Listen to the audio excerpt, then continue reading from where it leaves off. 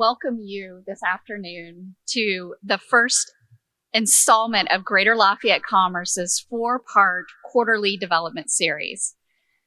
I'm Rachel Hazare, Chair of the Board of Directors of Greater Lafayette Commerce and Deputy General Counsel at Subaru of Indiana Automotive. We are excited to be here with you at the Tippecanoe County Fairgrounds. First, I'd like to acknowledge our elected officials in the room with us. From the City of Lafayette, in addition to our speakers and our panelists, I don't want you to think that I've forgotten them. Not mentioning them, from the City of Lafayette, we have joining us Cindy Murray, City Clerk.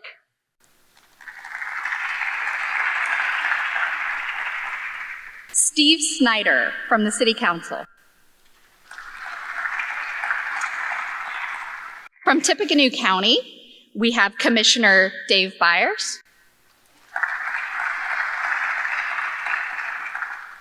Commissioner Tracy Brown. From the County Council, we have Lisa Dolam. And from the Clerk of Courts, Julie Roush. Delphi Mayor Yates is here.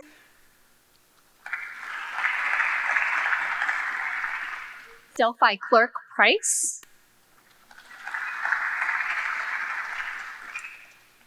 From the Shadeland Town Council, we have Tim Ballensiefer. And also Josh Shives. And we have 2 more county officials that I failed to mention from Tippecanoe County. We have their Counter Treasurer, Yadira Salazar. And Sheriff Goldsmith. And apologies to any elected officials that I might have overlooked in the audience. This afternoon, we are joined by several community leaders who play pivotal roles in steering the course of our community's growth and prosperity. Their insights and perspectives will shed light on the pressing issues, exciting developments, and promising opportunities shaping the landscape of Greater Lafayette in 2024 and beyond. Now, to introduce our panelists, it is my pleasure to welcome Dagny Zupin, Government and Community Relations Manager with Duke Energy.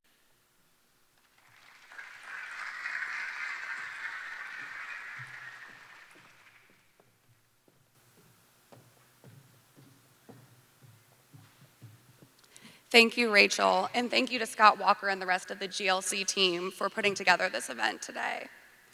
Duke Energy provides electric service to over 900,000 Indiana customers. 65,000 of those customers are right here in Tippecanoe County. As we look towards the future, we have a responsibility to continue to keep the lights on, keep your homes warm, and keep the assembly lines moving with energy that is reliable and affordable for all. It's a responsibility we fully embrace. As Tippecanoe County continues to grow, it is a pleasure to work alongside leaders and elected officials who care genuinely for their communities, and they value collaboration. We will hear from a few of those leaders today.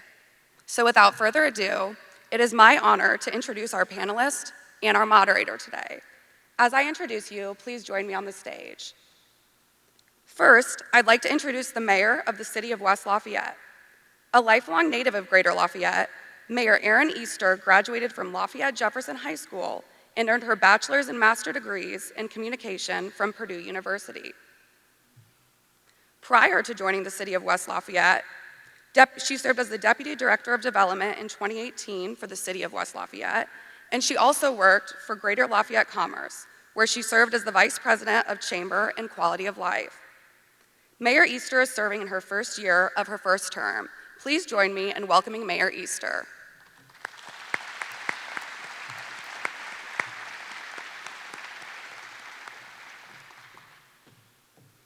Second, I'd like to introduce the mayor of Lafayette, Mayor Tony Rosworski.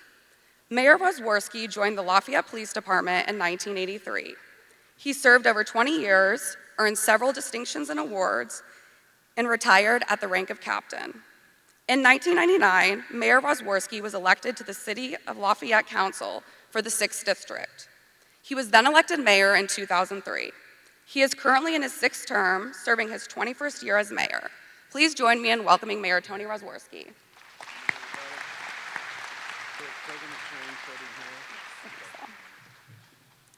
Third, I'd like to introduce the President of the County Commissioners, Tom Murtaugh. Commissioner Murtaugh is serving in his 16th year as County Commissioner. Before that, he was elected as a County Council member in 2004. Like Mayor Easter and also Mayor Rosworski, Tom is a graduate of the Jefferson High School. He then attended Wabash College in Crawfordsville and worked in the banking industry in Greater Lafayette for over 30 years. Welcome, Commissioner Murtaugh.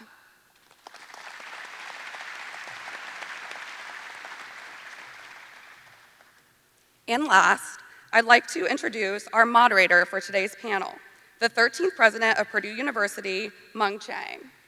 President Chiang is an engineer, an educator, a technology entrepreneur, and an innovator who has previously served as both Purdue's executive vice president for strategic initiatives and the John Edwardson Dean of the College of Engineering. Please welcome President Mung Chiang.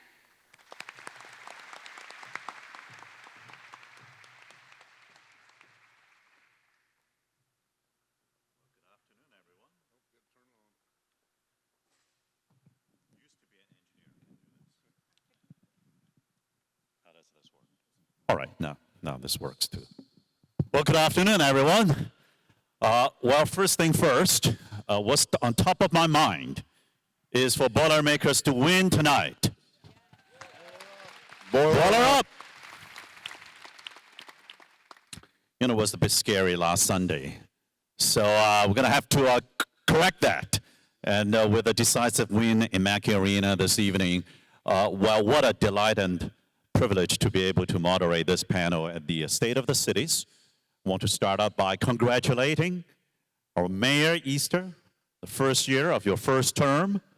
Congratulating Mayor Rosworski, starting your 6th term. And congratulating to Commissioner Murtaugh for being the president of the Tippecanoe County Commissioners this year after 16 years and counting of outstanding service and leadership. Thank you so much, all of you. Now, I always say that there's no without a gown, but also, more importantly, no gown without the town. The town-gown relationship that we enjoy here is something very, very special. I've heard horror stories of universities and their neighborhoods not getting along pretty much everywhere else. But this is something very, very special we treasure tremendously. And I personally, over the past year and a month into this new year, have enjoyed working with all of you, every one of you and your colleagues so much. Now, in the spirit of collaboration, maybe I could ask each of you to tell a little anecdotal story of the kind of collaboration that you have seen among yourselves and also with the university that I serve. Mayor, please. Sure. There we go. It's on.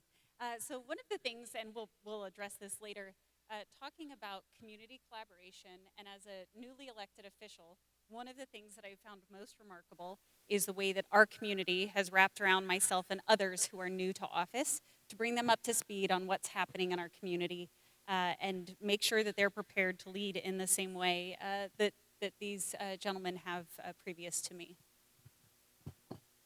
Well, thank you. I'm going to approach it also from the standpoint, I want to thank each and every one of you that are here today in this building and President Chiang.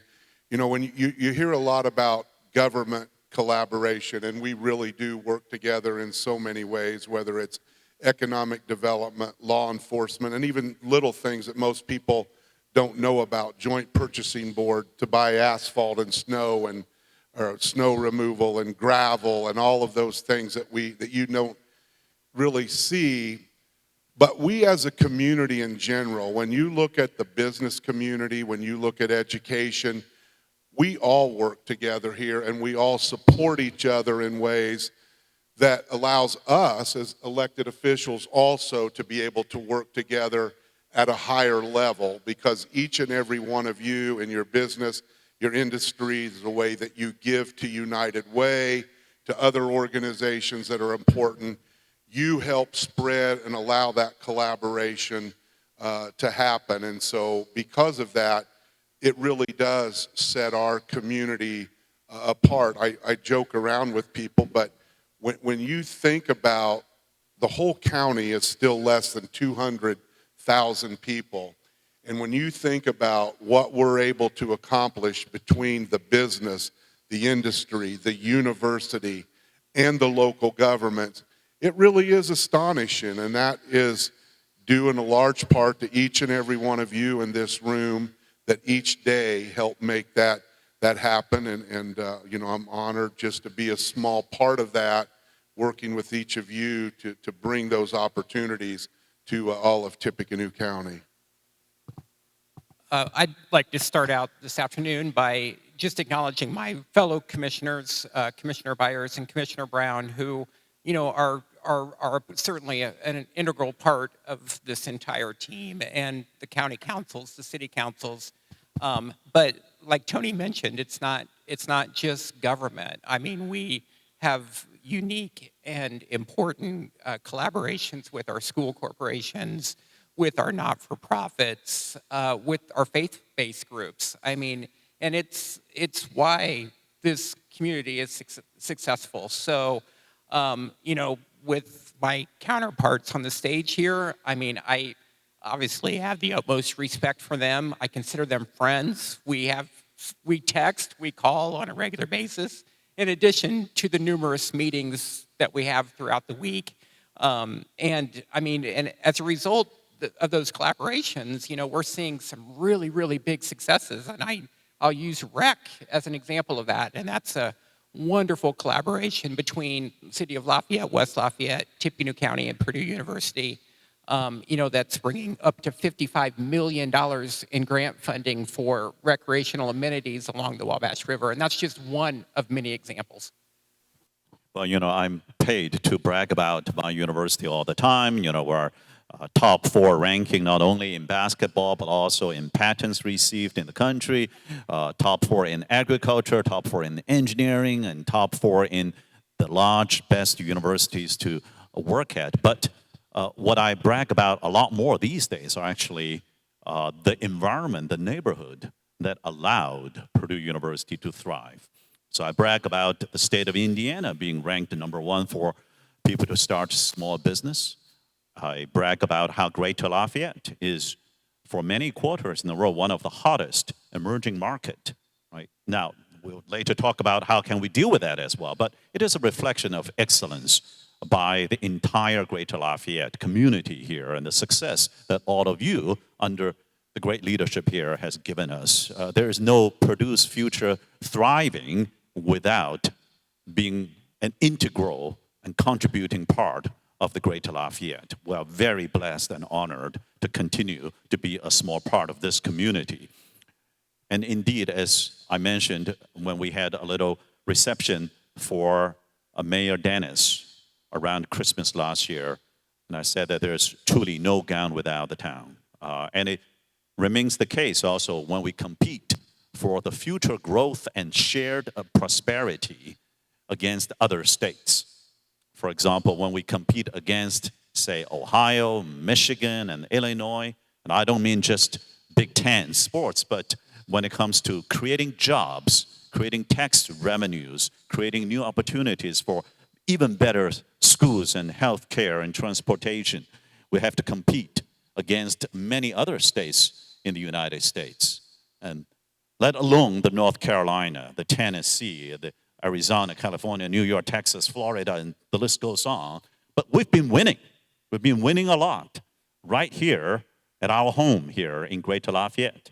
So congratulations. This morning, I saw the news of Caterpillar, more than $700 million of additional investment here in Lafayette. Maybe I'll pass the mic now over to Mayor Roswowski to tell us a bit more about this latest success. And then to Mayor Easter, what do you think about the meaning of even greater economic success to our citizens and residents here. Well, thank you. I will say President Chang stays up on things quickly because I literally walked from the redevelopment commission meeting here into the building, and he said, congratulations. So we appreciate that, and we appreciate the role that Purdue plays in so many of these things. And he didn't mention it, but I'll mention it and get him in trouble a little bit. We also have a wonderful First Lady of Purdue University who has really got engaged in the community already and is involved in so many important things. But You did get me into trouble. I did. I know. I was planning to remember to mention my boss, but I did on purpose. I'll explain. I can explain this, honey. All right. I will go home tonight. I'll tell you why. But, All right. you know. All right. So this morning, we've not been able to talk about it beforehand, but this morning, President Chang is correct. We took the first steps of an economic revitalization area and tax abatements for Caterpillar. They are going to be investing, and this is correct, they're going to be investing $726 million in the Lafayette plant here with upgrades to equipment, 325,000 additional square feet added on to their building, and new equipment. It's the single largest investment that they've made in the community since they built the original plant, and certainly it's one of our largest investments to date. And so, you know, we were thrilled. We've been working on that for quite some time, and there's still some steps to go, but we're moving in that direction. And you know, we talked about a sense of community and what each and every one of you do, and you know, that investment is critically important because those jobs have a multiplier effect in our community. Other companies like Kirby Risk and others that help supply Caterpillar, those jobs will actually multiply. They're going to create about 100 new jobs along with that investment, which will create other jobs at other companies in our community, other suppliers. And so, you know, we really appreciate that investment and what a wonderful corporate partner they have been since they first bought that ground back in the 70s and then got ready to start on the plant. But we also did some work this morning with a much smaller company that was going to do about a $5 to $6 million investment, because as I spoke to them, it all matters. All the pieces of the puzzles matter, and those companies support other companies who support other companies. All of it matters as we look to grow all of greater Tippecanoe County, how we fit those pieces together with quality of life initiatives and infrastructure and all of those things, and create that environment of being business friendly, that we are open for business. We want people to come to this community, and we're going to work together in that collaboration to make good things happen from wherever you're coming from here locally or around the world. We're open for business, and we are going to continue to do that. But today was a special day for the community and for with Caterpillar, and we're just thrilled that we're moving in that direction with a significant investment. And Mayor Easter, you led economic development effort in West Lafayette before being elected to become our mayor. What's your view on economic development's benefits? In West Lafayette, I think we have one of the most unique opportunities in the entire country right now. Within our city limits, we have one of the preeminent R1 universities in the United States.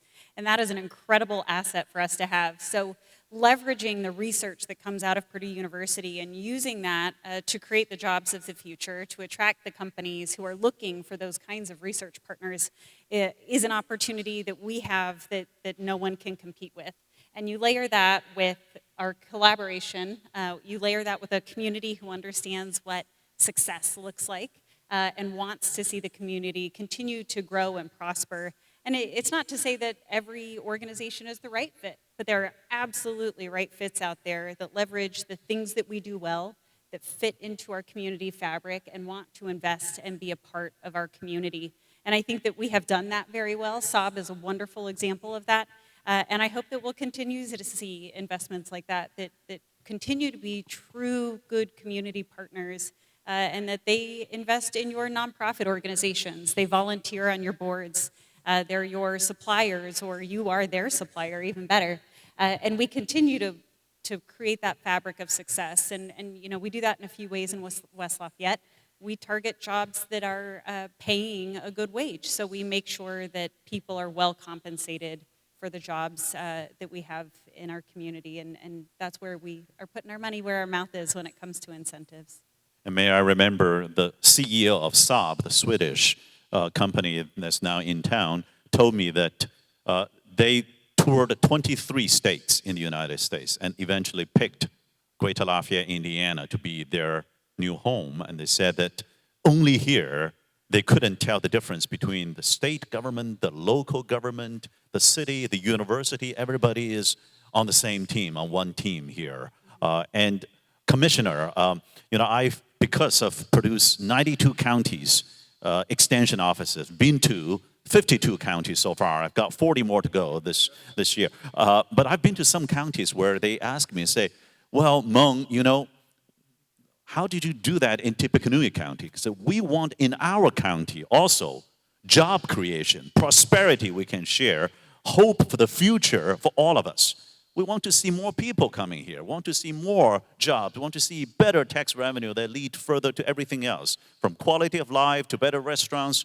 And in one particular case, I still remember so vividly, I won't name the names, but he told me that, you know what, great news, Meng. Today, we just announced we're adding 15 new jobs, big deal for our county, and 200 residents. I said, oh, great, which company is it? And why 15 versus 200? I was told that we're going to open a new prison and employ 15 people and have 200, perhaps, others to live in there.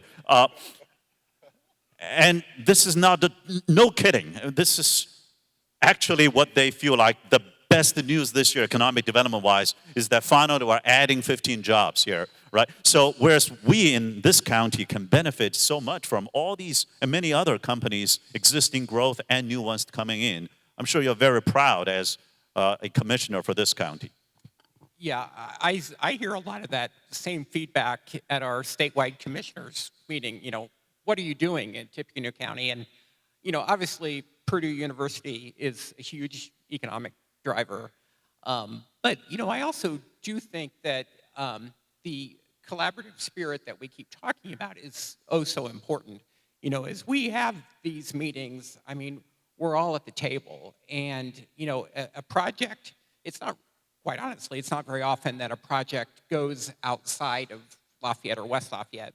But yet we're very proud to be part of all these projects and be part of the incentive package. But also, if a project's in West Lafayette, the city of Lafayette's there too, and that's amazing, and vice versa. So this cooperation is just great, but it's also great that we have such great community partners, our utilities, and other special, Ivy Tech, and of course Purdue, they all are at the table, and I think it's quite frankly very impressive to these companies that when they come to this community, they see all that, and they see that we have the ability to work together, that their project can happen and can happen in a timeline that they expect. Well, there are the human side of this as well, right? There are the faces of new neighbors we have. Now, Kay and I, honey, I am highlighting you now. The amazing First Lady who works also as a practicing physician at RU Arnett. And we are new neighbors too, in some sense, because we live another part of the state when I was Dean of Engineering, and now we are we go to the same grocery stores as you all do. I drop off our 3 kids every morning. This morning was tough because of the rain, right? 3 different buildings, 3 kids, right? We do that the same. We line up outside of the gas stations, just like all of you, and run into each other, right? And I run into other new neighbors, whether they now work for Evonik or Rolls-Royce or Saab or Schweizer or Caterpillar, many others, Subaru, many others, and some of them are new to our community. That's what growth means, is that we have new faces with their spouses and partners, with their children coming along as well. So just want to ask, what would you say to these new neighbors? Welcome. We are happy that you're here. I certainly think that all of our communities are welcoming. I would lean on that very hard, that we're all welcoming places. But certainly, if there's something you want in the community, we can absolutely find it for you. No matter what it is, there is a resource here for whatever that is to make you feel at home, whether you're moving from Pennsylvania or Japan. And I think that all of our communities do that quite well. Yeah, just to add to that a little bit, I mean, I think everybody in this room knows that the world is a global place. We are all global citizens, whether it's just as people in our humanity, or it is in the workplace, it is in global supply chains, it is in global business headquarters, and it is important for all of us to be welcoming, and I think we do a great job of that. I mean, our school corporations do an outstanding job of that. We as communities have programs in place. When we look at quality of life initiatives, when we look at how we do parks and arts and culture and diversity programs and all of those things that send that message, but not just to send a message, but to truly do it, to be a welcoming community that values people and values the contributions that people can make to a community from different places and different ideas. And we are all stronger because we do that and because we can embrace that.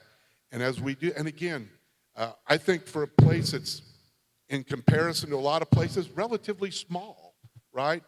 But we can also make it more personal. I mean, I remember when I met with the folks from Saab, when we were welcoming the families here and the different things that we did, and took them by the parks and the swimming pools and all of those things, because their families are coming and their children are coming, and it's a big move for them. It's a big step. And I know from working with different programs at the YWCA and meeting with even some of you in your businesses with Floyd Keith and the different things that we were working on, that there are lots of people doing lots of good things to ensure that this community is welcoming and that we're bringing people here and helping people be successful. And it's the right thing to do, but again, it is absolutely necessary in business. And I feel like I'm preaching to the choir with this group setting here, that we have those relationships and can build those relationships to keep us strong and to keep us moving. I mean, it is a reality from what Mung said in a larger scale, to as a community, as a state, you're either growing or you're regressing. There is no just staying the same and treading water. That doesn't exist in the global economy. The speed of development, the speed that AI is bringing to various business platforms around the world, and the way that will be integrated in things that we do. Don't get me wrong, some of it scares me to death, but it is here, and it is going to increase the speed that all of us have to react and be ready for, whether it's quality of life, business, global supply chains, workforce development, educational attainment. It's going to, and all of us are going to have to be moving quickly. So there's no standing still. You're either adapting and moving, or you're going backwards. And basically, all the initiatives that we're doing through Ready 1.0 and the initiatives we're hoping to pursue through Ready 2.0 are, around that, quality of life issues. And, we do, just like most communities, have issues communicating. What is it that we have to offer? But we have, obviously, very vibrant parks. We have a very elaborate trail system. The quality of life initiatives are just phenomenal, but we got to, make sure we communicate those. And I think, we're very appreciative of groups, our young professional groups in the community, our faith-based groups, Leadership Lafayette, that's helping to introduce the young community to what this community has to offer, in addition to, the great schools, low taxes, and phenomenal quality of life initiatives. Well, when I was walking into the fairground, somebody said, hey, GLGT. I say, what is that? What does that stand for? Greater Lafayette, greater together. Greater Lafayette, greater together. Tony, as you said, we are great already. We can always be even greater tomorrow. No standing still there. And we got to be greater together. Now, next question. Those professors who give you the midterm only got 2 questions. Each question got 8 parts, right? A, B, C, D, F. So I'll make it a 4-part question. However, you only need to pick one of the 4. You can pick whichever part you like. Now, and then there will be a great inflation at the end of this. Everybody gets the A+. So the question is, in order to sustain our growth as an economic engine for everybody here, we need to make sure that we have a few things ready and catching up, including housing, including transportation, including healthcare, and including childcare. Now, Purdue is trying to do a few of these ourselves as well, including building 2 new student dorms announced last year, including bringing back commercial passenger service to LAF Airport, including working with all of you in Lilly Endowment support. We thank them. In Ready support, we thank them. In, of course, working with United Way, Greater Lafayette last year, we thank them. So 4 sub-questions: housing, transportation, healthcare, childcare. You can pick one. Or if you want to answer all 4, that's up to you. We'll let you go first. Well, I will talk a little bit about infrastructure because it's kind of unique to the county's perspective in that it's one of the biggest challenges for a growing county such as ours is funding of new roads and trails in areas that are growing. Obviously the state road funding formula is based on current mileage. And so it really allows for maintenance of your current roads without allowing for funding for additional roads. And I'll use the Yeager Road expansion project that was just wrapped up this year. And again, that was a partnership with West Lafayette. But I mean, that project opened up a significant amount of acreage for development, for residential development. So that's very, very important for housing, but it's certainly a struggle that we have as a growing community. All right, well, I think I'll try to touch on all of them just a little bit here. To elaborate a little bit on what Tom started with infrastructure, we all know that is a core component of sustaining what you have and growth.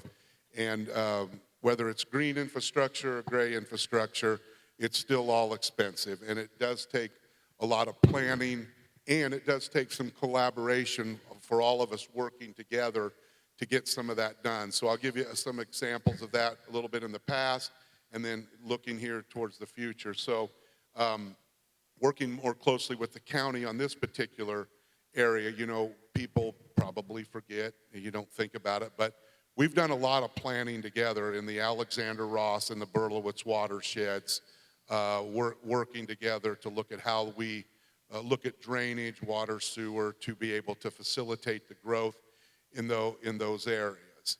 The county and the city are getting ready to split the cost for the next phase of Park East Boulevard that will extend between McCarty Lane to Haggerty.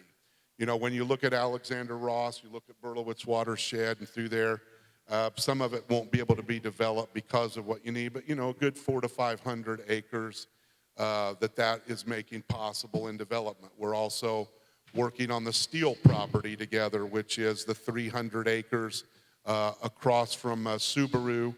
They're on State Road 38, water, sewer, stormwater, retainage roads, railroad crossings, and those types of things to facilitate all different levels of development. And, you know, just right there, you're talking millions and millions of dollars. On top of that, some of you've probably heard, I know somebody said Lisa Dolan was here. She had to already hear me speak this morning at Rotary, so sorry if you hear some repeated comments, but you know, the city of Lafayette is in the process of putting in about $40 million worth of infrastructure in what we call service areas 11A and 11B, and one is to the southeast, one is to the southwest. They will initially open up about 1,000 acres pretty quickly for development that will be able to handle housing, commercial, industrial, all different types. Over time, it will open up about 4,000 acres for development, so we're building it with capacity to continue to grow and to look to the future.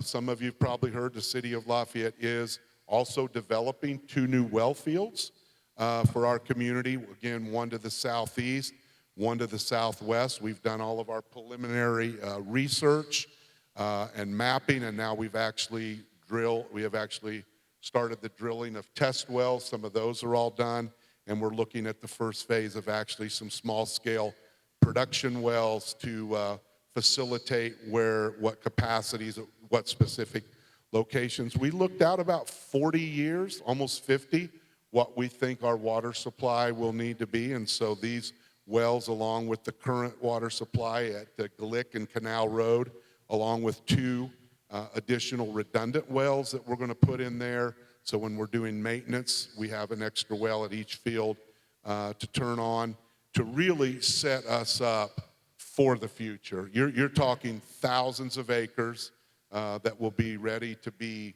developed and can be used in lots of different ways. So as we address housing and infrastructure and other development, you know, we'll be in a good position for that. I think I see Dr. Hand back here, so going further south, buddy. So look at the schools, right? But again, it's another wonderful example of cooperation. County is helping support that financially. We're not fighting over annexation. We do joint TIF districts, so everybody wins and things like that. So we're excited about that. I'm working closely right now with Right Steps on a couple projects to work directly with bringing some additional child care to the community, some more slots, and all of those things that we know are incredibly important to allow us all to continue to grow and to meet those needs of the future. There really is a lot of work being on. The city of Lafayette is helping fund the new position between the United Way and Ivy Tech that's going to be dealing specifically with our child care needs in this community and how do we facilitate growth in those options. So there are a lot of good things taking place now that is both human capital and infrastructure and in workforce training. I think most of you probably saw the important announcement that we had about 3 weeks ago where a new pathway to graduation was approved by the Indiana Department of Education. And so we're going to have a new pathway to graduation in our community that deals with you know, things that support economic development, advanced manufacturing, all those types of things to help build the workforce of the future. A big shout out to Kara Webb and all the people involved at the schools and to Greater Lafayette Commerce for helping lead that charge to make this a reality in our community. That was a significant accomplishment for all of us, and GLC and Kara put a ton of time into that. So lots of good things happening. Without question. So mid to late last year in West Lafayette, we started 2 really important ventures. One was studying our housing needs. One of the things that came out of Ready 1.0 was a housing assessment of our entire Ready region. And in West Lafayette, we understood that there were some other issues that we needed to address, especially pertaining to the student population and how that impacts our housing. By far, it is the most impactful thing happening within our community. And so we really needed to understand that and make sure that as we make investments or we start thinking about what we need in terms of housing, we're targeting the right kind of housing for what we need for our community. So that's the first thing that's really important. The second thing, and this is very exciting, I'm so grateful that we have so many wonderful community partners, especially in our education systems, who are working with us to understand what early childhood education looks like in West Lafayette and to understand what deficits we might have. So as the university continues to grow, which was a wonderful thing, we are attracting new faculty and staff to our community. And those faculty and staff have the same needs as all of our existing community members. So we really have to find that balance of providing enough services within our community. And it doesn't need to be us. It can be private groups that do that. But really finding all of the pieces that we need to solve that early childhood education problem. So working with APA Consulting and TSC and, Tippecanoe County School Corporation and West Lafayette Community School Corp, really diving down deep within those organizations, within the city itself, and within the parent groups that we have to understand our current capacity and what we will need to continue to grow. Well, we set up at Purdue University recently a child care task force as well to focus on how can we serve our own employees better and also the neighbors better, because there is a need. And I cannot thank all of you enough for the partnership. When Lilly Endowment issued this competition of College Community Collaboration Initiative, CCC, we said, let's work on this together, and we're able to win that resource together. When Ready 1 and now Ready 2.0 showed up, we say, let's work on this together. In fact, 7-county region, not just our own county, but inclusive of our own county and Greater Lafayette. It's just fantastic partnership. Now, I want to leave some time for questions from the audience as well. So let me ask one last round of questions from me. And this time, I'm going to try one question each. Slightly different questions. Maybe I'll start here with Mayor Easter. You are an expert in urban development. What is your philosophy on urban development for the future of West Lafayette? This is a fact that I find really intriguing and interesting, and I want to keep it. West Lafayette is the most densely populated city in the state of Indiana. That means we are packing more people per every square mile that we have than any other location. That's important for a few reasons. We don't have a lot of land in the city of West Lafayette, so the land that we do have, we need to use wisely. And as we look at our downtown area, or our lack of downtown area, we have a beautiful downtown in West Lafayette. We have this awesome, active Chauncey Hill area, and in between the two, we have an area that is not pedestrian scale or pedestrian friendly. I was having lunch with Mayor Brainerd of Carmel not too long ago, and he quipped something that I will never forget, is that nobody talks about a romantic walk they took by a big box store parking lot. But you will talk about that experience in a downtown. So focusing between the river and River Road and redeveloping those areas for housing, for restaurant and retail opportunities, for office space, and really specifically for housing that does not necessarily serve students. We have plenty of locations for that, but housing that will serve the rest of our population, whether those are empty nesters or recent graduates that are looking for a new place to live just slightly off campus. That's what we're really focused on in terms of our urban development. And as we redevelop those places, it helps us also preserve the really wonderful neighborhoods that we have, and really enforces our historic preservation processes that we have in maintaining that old housing stock that we value as well. Well, looking forward to that, Erin. Thank you. And Tony, 2 decades of outstanding leadership. What's the happiest moment in the last 20 years in your professional life? Well, that's a difficult question.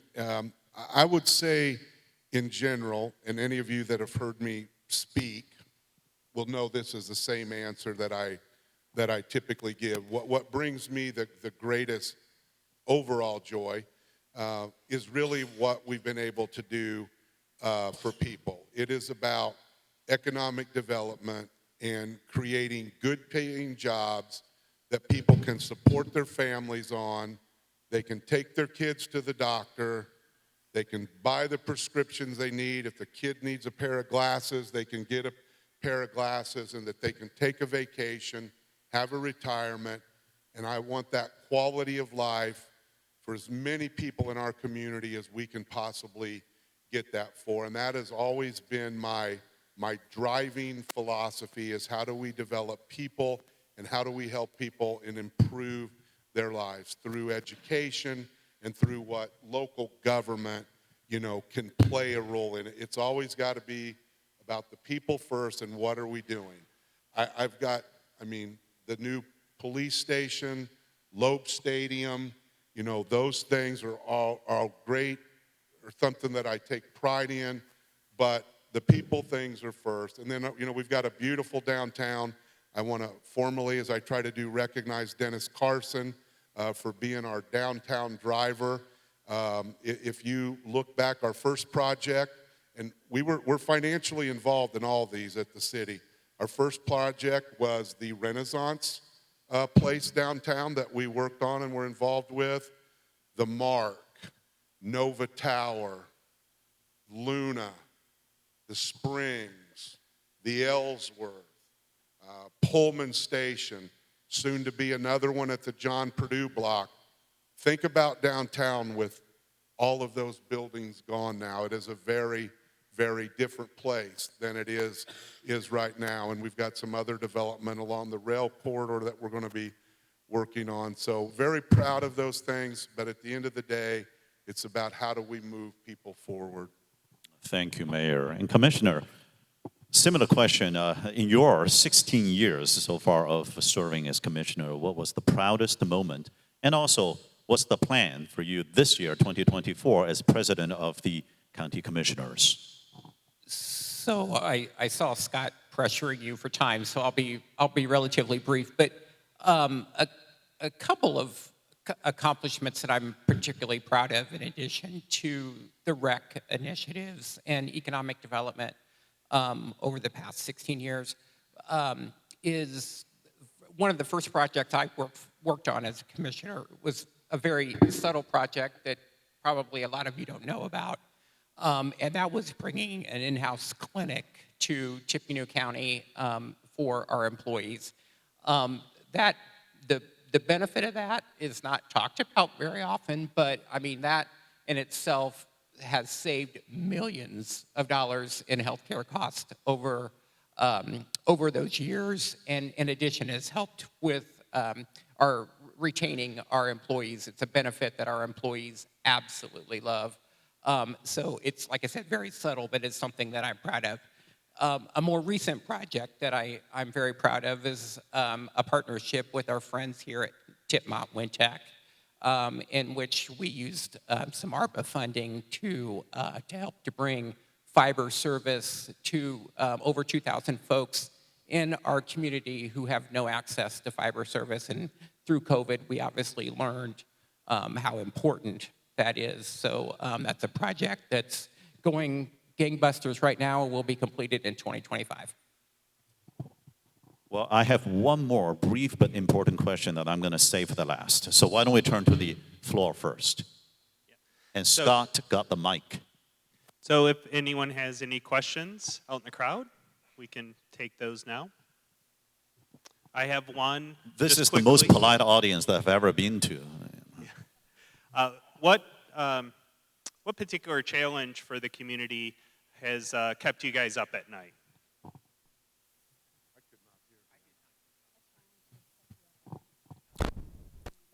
Scott, can you say that again, please? Some of us couldn't quite hear it. What particular challenge for the community has kept you up at night? Well, I'll start, and if you were here last year, you're going to hear the same answer that I gave last year and the year before and the year before. The thing I worry about the most is our youth, and how are we helping our at-risk youth? How are we supporting our schools, our teachers, our guidance counselors to ensure that they are paid appropriately and have the resources that they need to educate the workforce of the future? Kids that are dealing with mental health issues or hunger issues, how are we dealing with youth and finding ways to support our youth, particularly those that don't have role models, that don't have the guidance in their life that they need. They are the key to a lot of things that we want in our community. And so I say this again, you know, I appreciate everybody that volunteers or say they want to pick up trash or help with a trail or something like that. But what I tell them is what I really need is you to get people to be a big brother or a big sister. Volunteer at the North End Community Center, the Bauer Center, the Hannah Center, all those organizations that deal with kids. Volunteer at your schools. All those organizations that deal with youth and helping move our kids forward, get that educational attainment, have those role models, help them become good citizens. That's the number one thing I worry about. We are all great at business, getting infrastructure in the ground. We'll get the housing built that we need. We have wonderful parks and trails and amenity, but if we don't cultivate and nurture and support those next generations, that won't be able to continue. So that's the one thing for me that if something keeps me up at night, I'm actually a very good sleeper, but if there is something that keeps me up at night, that's it. Commissioner, what's keeping you up at night? I mean, how do you top that? I mean, it's you know, very valuable, you know, insight. I mean, it's, you know, obviously we've had a lot of discussion in the community in regard to the water issue. If you had asked me this question last year, if you asked me that question 2 months ago, 3 months ago, it would have been that particular issue. I will say that I'm sleeping better and have confidence in the fact that now that the governor has moved that study process through the IFA, the transparency has been phenomenal, top-notch. Mr. McGough, who runs the IFA, has been very forthcoming and very helpful, and so I'm confident that this process is going to go so much better, and obviously that process includes not just looking at one spot in you know, one parcel of ground here in Tippecanoe County, but instead looking at, you know, 14 counties. So that is making me sleep much better. Well, thank you, Commissioner. And Mayor, it's been almost 2 months, the new 2 job. months. Yes. I'm sleeping okay. I think certainly one of the things that I think about frequently as you know, you're prepared to take on a role like this, you can prepare for a lot of things. But there are things that come up, right? And the water issue, the property tax assessment issue, these are large issues that would have unbelievable impact on all of our communities. I'm thinking of property taxes specifically at the moment. But we do so much work behind the scenes to make sure that these things don't impact our communities negatively. And I really think about all of the work that happens, whether it be our department heads, our staff members, our boards and commissions, and I think about the work that they're doing to make sure that as we prepare as West Lafayette to hopefully see some significant growth, that we're able to provide a level of service that our citizens expect, that we are able to show up when they call us, and continue that service that we always have, that we preserve our neighborhoods, that we invest in our parks and our green spaces so they continue to be the level of expectation or beyond that our citizens expect of us.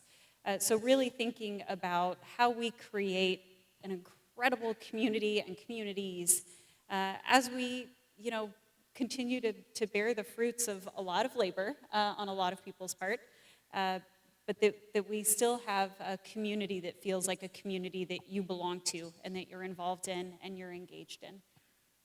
Thank you. Scott, do we have other questions? Any other questions?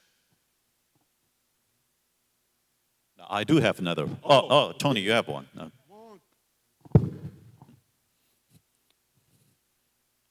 I think you've done a perfect job, but I'm not done with questions yet. Scott, if I may, ask the last question here? It's an important one. Well, by the way, I just want to say exactly as all three of you just said. I mean, things always pop up every day, every night. But I have the faith in the trust and the humility of this community that we listen to each other and we'll sort out a way together, right? Now, another reason why Kay and I and our three young children are so proud to be a part of this community and a neighbor is the abundance of choices of ice cream flavors. Now, I'm talking about a lot of good choices. A lot of good choices on both sides of the river, by the way. You know, Tony, I told you, right? You know, I go across river all the time. So now I have my own biased thoughts on which flavor I like more, but I'm the moderator, so I'm asking questions. What is your most excited flavor? Like the flavor that would say, ooh, I want to go there tonight with my family. Please don't tell me you don't like ice cream. No, I mean, I love ice cream. I obviously eat too much of it. And I'm not really very exciting, so for me, there is still nothing better than chocolate from the frozen custard right after I eat my Arnie's pizza. You sure chocolate is better than vanilla and frozen custard? I somehow like the vanilla better because it's very frozen custardy, you know. Yeah.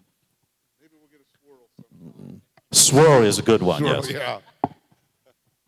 I'm going with mint chocolate chip, unless it's on pie or cake, and then it has to be vanilla bean. Yeah. So my personal favorite is Silver Dipper, and I'm not John Dennis. You will learn quickly. I can be funny, but I'm probably a little more clean-mouthed when it comes to events like these. So I'm going to leave out a word from the title of this ice cream, and it's "This Just Got Serious" from Silver Dipper, my personal favorite. But I got to shout out West Side Scoops. This is an awesome story. It's one of our police officers and one of our firefighters who are married, and they opened this ice cream shop, and that is where you can find my son's favorite, which is Banana Rocky Road. Well, I like that flavor too, by the way. I take our youngest there all the time. She's always asking, West Side Scoop, West Side Scoop, you know, let's detour, you know.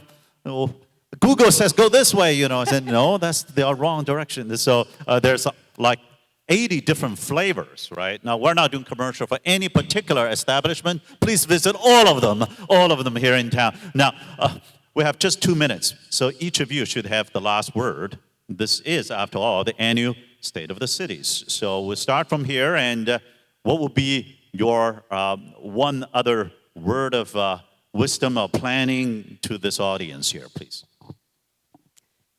Be involved.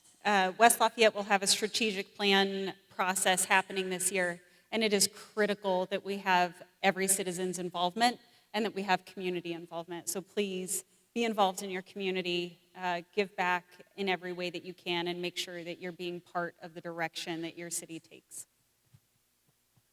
I would say it's similar. Leave here today with what you've learned, and between your company or yourself or your family, somehow pick one concrete thing you can do to make a difference in somebody's life and make it a little bit better. One concrete thing that you can do going forward, and if we keep multiplying that, we can create a huge wave of good, and that's what we need to do. And just be welcoming. Like, you know, we're doing this active campaign through GLC to try to get folks to relocate here and take these wonderful jobs and opportunities that we have right here in the community. So, you know, if there's somebody that you run into, you know, in your neighborhood, yes, please reach out and talk to them about, you know, the community and talk about all the resources we have right here, and continue just to do what you do. So thank you for your involvement. Takes the village. What a village we have. Thank you all. Back to GLC.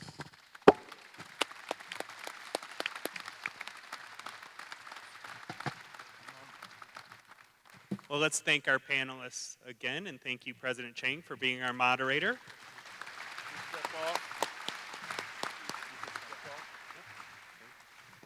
I do have the honor of closing us out today, so thank you all for joining us at our first session of our 4-part quarterly development series. And we are thrilled to have such a great turnout and hope you found today's event both informative and engaging. Before we wrap up, Greater Lafayette Commerce has a lineup of exciting events that we hope you'll mark on your calendars. It is Greater Lafayette Restaurant Week. It's in full swing through March 1st. During Restaurant Week, diners can enjoy special menus at discounted prices. Be sure to check out our website or social media pages for a list of participating eateries. And thanks to our partners at Visit Lafayette and Home of Purdue, you can find all of those menus on that site. We'll be celebrating the February Small Business of the Month, which is French Knot, on Wednesday, February 28th at Ripple and Company. The presentation will begin at 5:30. Our legislative update sessions are back. The next session will be held at North End Community Center tomorrow, February 23rd, from 11:30 to 1 p.m.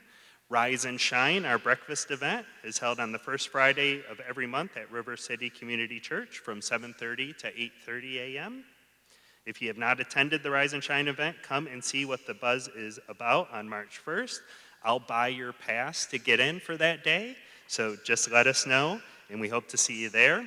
And finally, this year is United Way's 101st year, which many of you know, and a particularly important campaign year for our United Way. The United Way of Greater Lafayette and their 25 funded partners work to ensure critical support and services are available to those who need them most in our community.